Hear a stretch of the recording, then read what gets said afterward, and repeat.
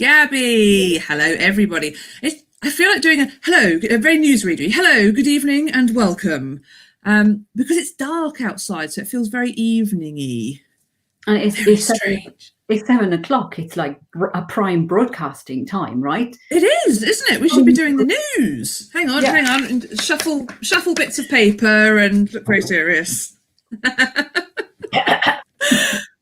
I'm not sure that would work because we don't want to be bringing people news because news is quite depressing at the moment. Instead, we are bringing parkrun joy. Welcome to episode 6 of parkrunpedia. I'm Hannah Perrin. I got it the right way around, I think, for the first time ever. And oh, damn it, this I'm Gaby. Is Gaby and Hannah, our lovely Professor Parkrun. Thanks for joining us again, Gaby. Now, this week we're off to another new country for our Parkrunpedia series. We are heading down under to Australia and the very sparkly named Emerald Parkrun that was our random pick at the end of the last episode. Now, sadly, neither Danny or Nicola has ever been to Emerald Parkrun, which means it's never been profiled in the main podcast. But Gaby, you actually had a look at our Australian cousins at Parkrun Adventurers, didn't you? Absolutely, because I sort of thought this is going to be interesting. So big shout out to Mel Urbacher and kind of like hello. We're harking back to episode 66 of the Parkrun Adventurers, which dates back to 2017, where they actually did a stunning kind of like piece on Emerald Parkrun, including lots and lots of interviews with parkrunners who expressed huge surprise at how hilly the kind of like parkrun actually was, which just smile. So that was quite interesting. And what I learned from that Parkrun Adventurers sort of like gem was a really interesting fact, and that is that the Emerald Parkrun was a very important parkrun for the Australian alphabetiers because it was the first E that joined the alphabet in Australian parkrun. See, I do like alphabetiers in Australia. I don't think I can't get my head around the scale of Australia. So being a parkrun tourist, particularly something like an alphabetier, must be hard work somewhere the size of Australia. There was somebody on that on the Parkrun Adventurers interview who sort of casually described a 900-mile round trip just to kind of catch the inaugural and to get the E. But apparently, it's a really good parkrun to do this because they're in a botanical garden with a campsite. So, you know, nice. You can just have a kind of on the parkrun course as well. Did a little bit more kind of like research on it. So a big shout out to the very generous Charlie Pierce, who answered my question with regards to how long did it take Parkrun Australia to get its first E. So they're currently on just over 400 events. Right, Emerald Parkrun, depending on which metric you use, was either Parkrun 191 or Parkrun 193 because they've discontinued 2 events. Oh, I see. Yeah, okay. So it took a long time actually for Australia to get this gem of a parkrun. I love that. If they don't use that as their tagline, then they are definitely missing a trick. Yeah. So, do you want to know something? Do you know what gems they're finding around Emerald? I feel like this is a trick question. No. Not emeralds? No. Sapphires. Really? Genuinely? Yep. The emerald doesn't come from the gems at all. It's a sapphire mining field. So there's a kind of area around there called the gem fields. Emerald comes from a hill, from an estate which was close by. So it's actually reflecting the color green. Isn't that amazing? Right. So emerald, that is not what I would have thought. I think we should definitely have a segment that is, if it's not blindingly obvious, how did this parkrun get its name? Because I like that. I think that's really interesting. It's a sapphire mining town. So sorry about that. That's all wrong. Okay, let's have a bit of a look then at Emerald Parkrun. So as per usual, I picked up a few pictures from, in this case, their Facebook feed. And in this case, I went for the dogs of Emerald Parkrun. So this one I thought was particularly cute. This one looks like it's one of those dogs that will pull you along, so you'll get a nice speedy time if you've got a keen dog that's got a bit of pull. This one just looks happy, which I think is lovely. And look at that blue sky up there. Looks stunning. Isn't it just? And then one more. I thought this one was interesting because obviously over here in the UK, we're very used to having our volunteers in their yellow velcroed high vis. And this one I thought just sort of demonstrates a bit of a global difference. So the parkrun volunteers down in Australia, orange bibs, but a very familiar sight of a table, scanners, obviously both scanners there using the app on their phones, and some variety of divided up box where you sort your tokens back into at the end of the run, which I thought would be very familiar to basically all parkruns everywhere, and particularly if you're a keen parkrun volunteer. I love the fact that they actually need that kind of gazebo thing to give shade, because I mean we would use that to keep ourselves out of the rain. Well, yeah, exactly. Yes, yeah. It's one thing that we're lacking a little bit at our parkrun. There's no shelter at our start and finish. So if it's raining, you get wet. So I'm very jealous of everybody that's got either beautiful verandas or nice little cafe right there with a lovely sheltered bit. So yeah, very, very jealous. Yeah, we got this great bit at Beeston where our finish area is on the highest and most exposed part of the course. So our fun is just perched right on top. And I mean, sometimes we need volunteers to actually hold the sort of like cones down. Yeah. So, yeah, definitely been there.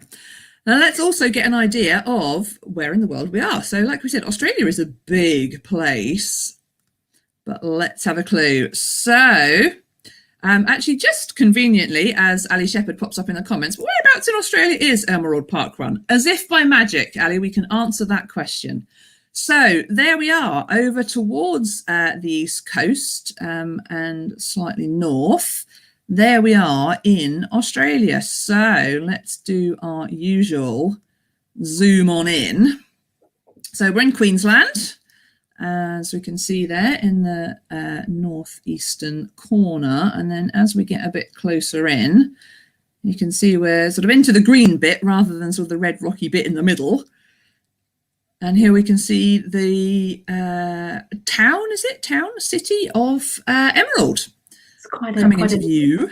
They're quite a little town. It looks it, doesn't it? I love the fact that there's these four main roads, just like a north, south, east and west, in like pretty much dead straight lines coming into the town. It's actually the reason why it exists, because Emerald is really interesting because it didn't sort of grow up as a settlement and then, you know, people chucked a railway station there. They actually built it as a railway junction, and because you can't have a railway junction without people, because the kind of who was there first, and then the kind of like people sort of congregated around it, and it's there precisely because there's a road which goes north and one which goes west, and it's a kind of sort of connection point. And it's so young. It's so young. It's like late 19th century. So young. What, the town? Yeah. Oh, amazing. They're sort of like 120 years old.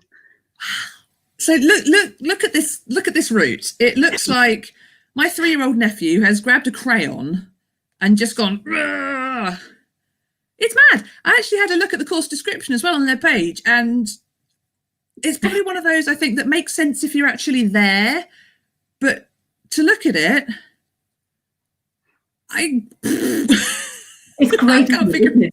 It sort of like goes, as we go to the rose garden, and then we'll run around the maze, and then we'll go down the avenue of trees, and then we'll sort of like go into the magnolia garden, and then we'll go to this patch, and it just goes like all over the place. It's awesome. Well, I suppose that you do get a good tour of the Botanic Gardens, because that's the sort of the host place where they are, isn't it? Although I am a little disappointed that they don't actually run around the maze that's just there on the sort of northeastern edge there. They could do a Somerville Pavilion and just go like whiz around the little bits in the maze. Wouldn't that be awesome? I think they've probably exhausted the wriggly bits at this point, and they're just going, crying out loud, can we just finish? I'm not going to take sort of like another turn, because this must be so much fun to actually run, sort of like up and down, left and right. It does look it. So now we've got a good feeling for where we are and what it looks like. And we've already had some good facts about the town and the park run. Gabby, take us there. Edutainment, you see. We know our audience. We know what our audience sort of like wants. Over to you. So maybe shall we look at the picture from the botanical gardens, so we can kind of like just work it out from that sort of specific sort of point, because the location is just stunning. So the botanical gardens, which is the place where they hold their kind of park runs, is one of the sort of greatest tourist attractions in Queensland. Okay. At the inaugural, which was showcased on Parkrun Adventurers, they had like every single member, I think, of the city council there, saying we're so pleased to be able to showcase this for our sort of community. And there are sort of themed pockets within the garden: rose gardens, magnolia gardens, mazes, all sorts of things, which is just showing the amazing sort of like landscape within which Emerald is located. It's an interesting place, quite small. And as I said, it kind of is there as a result of agriculture and particularly mining. So again, what the park run apparently advises you to do is, after you finish the park run, obviously go for park faff, obviously. Of course. Always. There's no park run without park faff. But they sort of recommend you should go fossicking, which is searching for gemstones. So you can sort of puddle off into the area to the west of Emerald called the Gem Fields. And there is just lots of tourist attractions associated with searching for sapphires. Oh, so you like go like you go panning for gold in America. You go like literally. Yeah. You go fossicking, which is panning for sapphires. That's a great word. It's brilliant, isn't it? So you kind of go off, you kind of like find your sapphires, and then you go back to your tent, presumably in Emerald sort of like botanical gardens. So they're very much sort of like pitching this park run as a kind of integral experience of this whole area. What's probably worth sort of like putting a little bit sort of into context is just how remote they actually are, because this kind of top right-hand corner of Queensland, according to what I was reading, it took until the 1860s for the first sort of Europeans to even make it there. Right. Quite a few named explorers seem to have got lost on the way. They got eaten. They kind of like ended up in the wrong place. They starved. They goodness knows what sort of like happened to them. So it's an area that's, from a sort of colonial point of history, really interesting, because it's just so remote, so kind of like difficult to access. And it almost literally took the kind of like railway in order to make this place reachable. So it's quite a tourism achievement, but they've got a tiny airport now. So you could actually sort of zoom straight into Emerald for the kind of like, for the actual kind of like park run. Take a big sack to put all your sapphires in that you're going to bring home. I think so. So, obviously, if you're going there for Emerald, as we've already said, no. Not there. No, it's about the Emerald Green Fields. There was a pastoralist in the late 19th century who was all into kind of like a rural lifestyle, because obviously that's what you need in the Australian outback, I think, a rural lifestyle, because it was too crowded. And there was an Emerald Hill, because it just had this amazing kind of like green grass kind of just sort of rolling down the side, and that's where the city gets its name from. Oh, it's the Wizard of Oz. It's the Emerald City. I think so. I hadn't actually made that connection. Yeah, so that's where the kind of name comes from. So it's a really lovely place, actually. So looking sort of like around the sort of like various bits and pieces, you find really quirky things. So if we look at our second picture, for example, that might give you something to think about. we've sort of previously experimented a little bit with parkruns in art, haven't we? We have, yes. So this time I'm introducing a work by a Canadian artist called Jerome Cross. Now, hang on, I'm not sure this guy was Canadian. Well, Jerome Cross is. What? So what's going on here? So first thing, I just want to draw your attention to the small little human who is sort of standing in the bottom left-hand corner, just for scale. Oh! So just for scale, this project is called the Giant Easel Project. And what you're looking at, surprisingly, is a giant easel, right? So that's one of the main tourist attractions in kind of like Emerald. So you've got a ginormous, massive, absolutely lavishly sized reproduction of Van Gogh's Sunflowers, which has been produced by Canadian artist Jerome Cross. And this giant easel project is a really interesting one because it's conceived of as a project where there will be 7 identical giant easels sort of connecting particular locations across the world. To this point, there's only sort of 4 that actually have been finished. He's projecting 7, but he spends a lot of time actually selecting the locations for where he's going to put these giant easels. So I think it's really interesting to reflect on the fact that that project actually chose Emerald as one of its locations as well. So what Jerome Cross is interested in, so he's interested in cities, towns, locations that have a history of agriculture and or a kind of like history that connects them back to sunflowers, maybe sunflower production, agrarian production.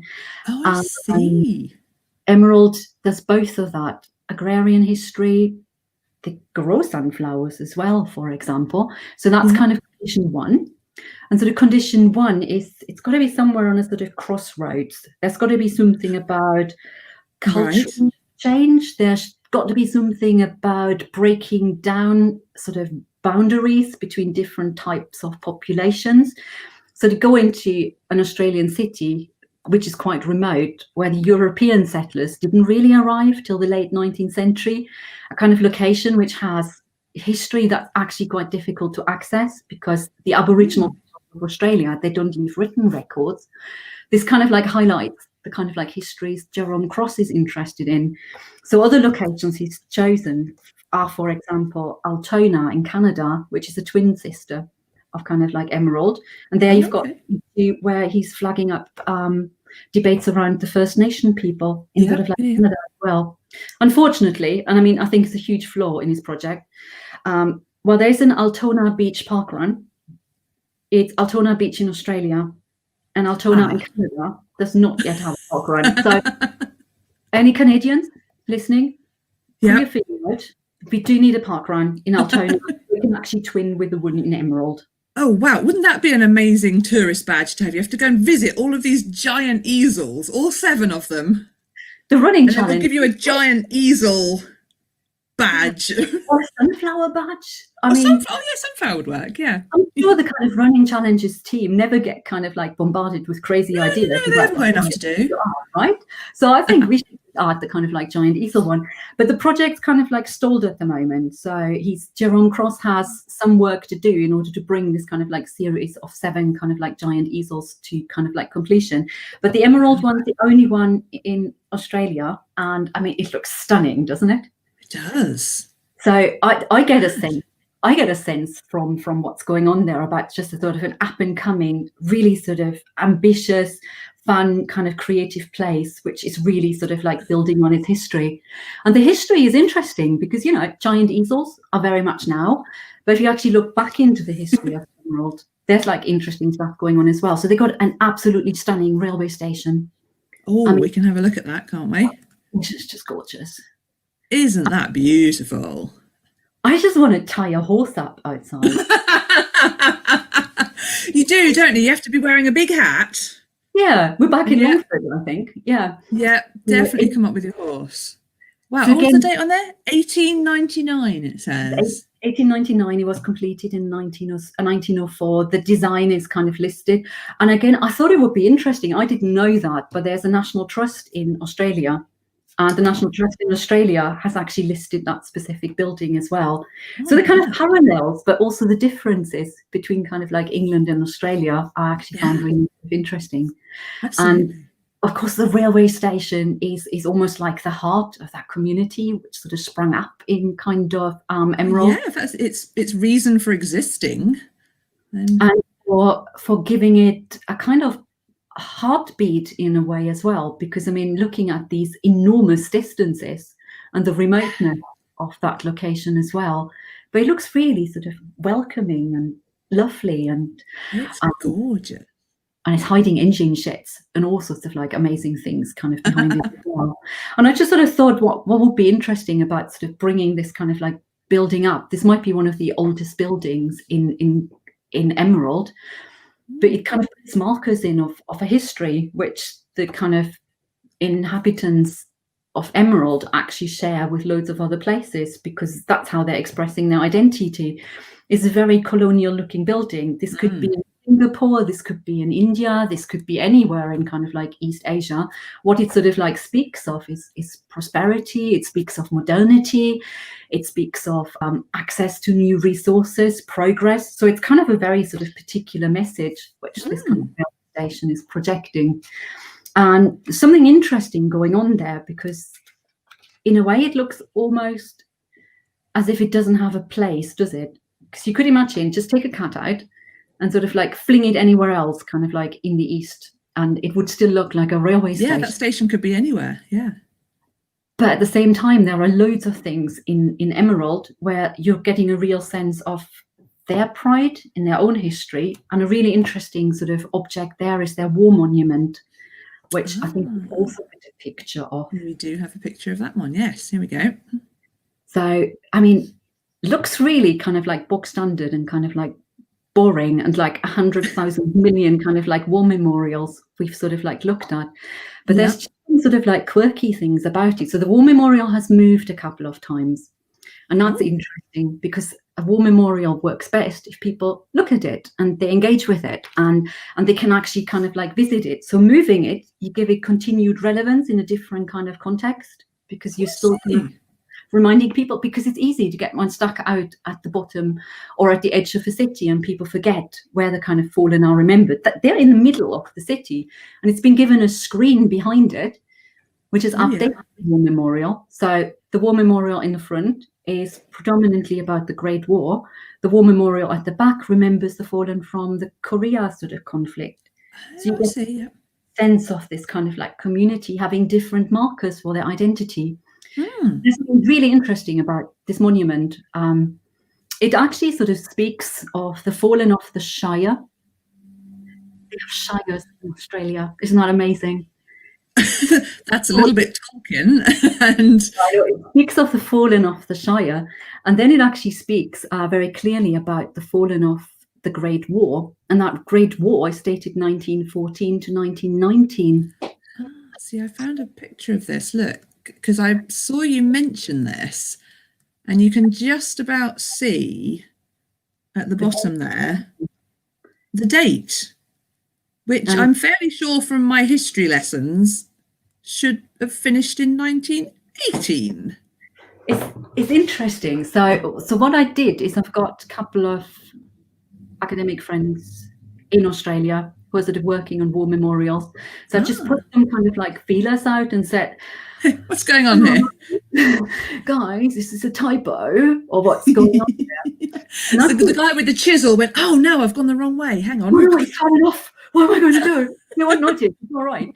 But there's something really interesting there as to where you actually date the end of the conflict to. Because I mean, technically speaking, 1918 is the Armistice Day, but the end of the conflict actually dates to the signing of the Treaty of Versailles, which happens in 1919. But the suggestion which came back from a number of my sort of Australian colleagues was that this community, which wanted to honour its fallen, actually counts 1919 because that's when the survivors came back. And I find that really fascinating. It's kind of by 1919 that community is whole. obviously wasn't a very sizable community, so they probably knew each other very well. So I just like this sense of community, because for me that's what sort of parkrun is all about. Yeah. Kind of sense of a community pulling together, nobody gets left behind, and that kind of war memorial seemed, in its tiny quirkiness of just saying 19 rather than 18, seemed to kind of express that to me. That's amazing.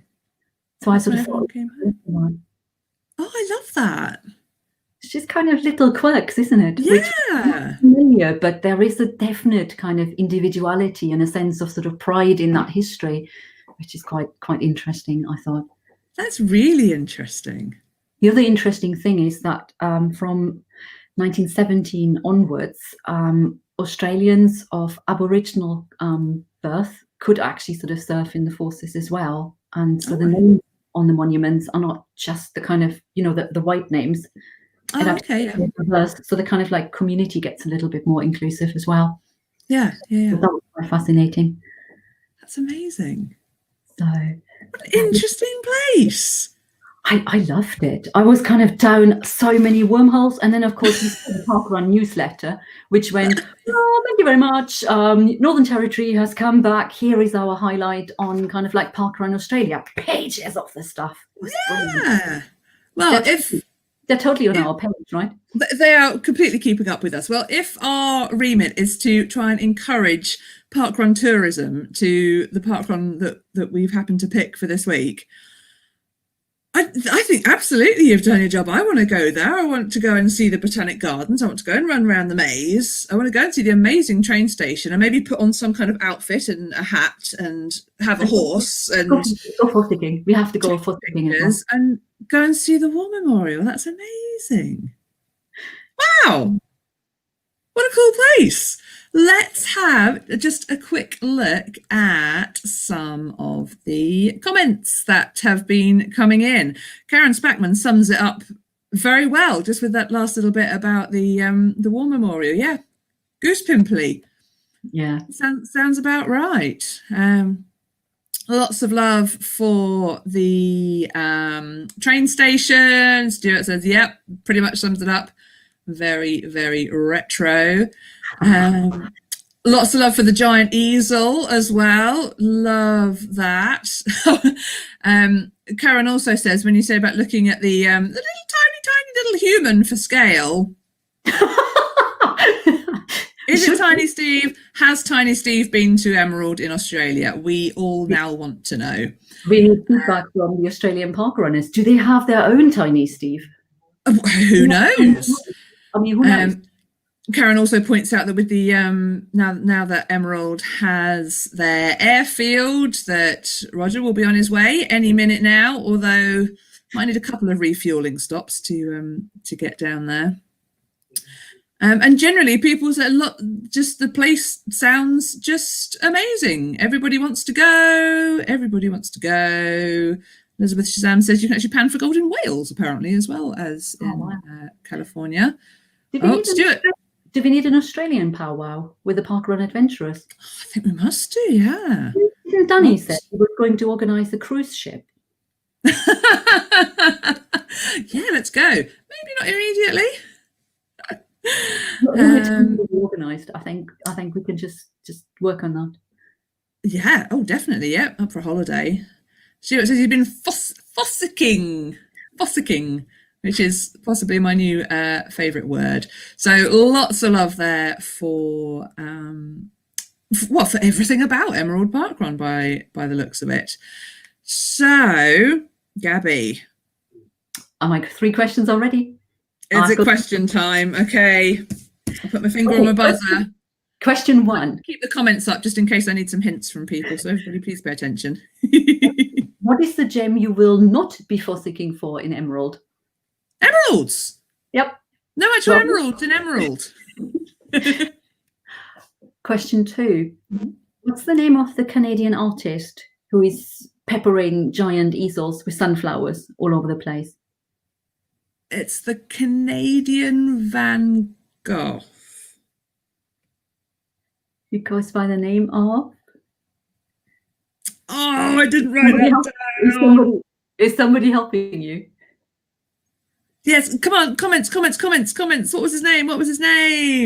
I think we might have too much of a delay on the comments, or else anybody else wasn't paying attention to the name. We'll just see whether they give us the answer.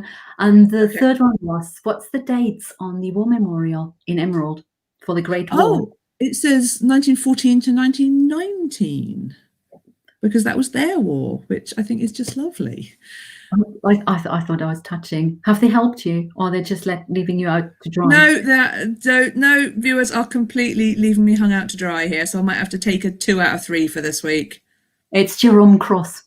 Oh. All right, I'll try and pay more attention to the names of people. I was too busy going, wow, look at that giant picture. You might have by the fact that he was a Van Gogh and he was the sunflowers. Well, yeah, I could have told you that one. Yep, that's why I didn't ask that one, because it was too obvious. Oh, that's mean of you. Anyway, if you want to follow Emerald Parkrun, they're not yet on Twitter, but they do have an active Facebook page. And like Gabby said earlier, they were profiled by our lovely Australian parkrun pals, the Parkrun Adventurers, back in, did you say episode 66? I think you said, Gabby, if you want to go and catch up with them and hear some of the interviews that they did. So we need to pick next week's venue. Now, we've asked the viewers for the last few weeks, so I think I might be kind, Gabby, and give you the choice. Would you like home or away next week? I remember Elizabeth Shaban, I hope I pronounced it. Yeah. She did kind of put a plea in last week that she wanted us to go home, and I think we should honour that, actually. Okay, right. We will have a UK parkrun. So let's get our random picker up. So there we go. That is the entire list of current UK parkruns, minus the few that we've already done. So virtual drum roll, and I'm going to press the big red button there. We're going to Wickham Rye. Right, excellent. There we go. So not Welsh. I'm sorry, Elizabeth. Haven't quite made it to Wales yet. We will. But there we go. Wickham Rye Parkrun next week. Another home one. Not one that I've done. Have you been to Wickham? No. No. Okay. Because I mean, my list of places I need to visit is, and I could possibly look at the Wilson Index as well. I mean, there's all sorts of things. There is all sorts of things. Yeah. Okay, so that's where we'll be going next week. So do join us then next week, same time, 7 o'clock Wednesday evening. Thanks everybody for watching. Thank you for all your lovely comments. Again, we'll go through all of them once we've finished broadcasting, because we can't quite keep up with them live. So thank you very much for your participation, and we will see you next week. See you soon. Bye.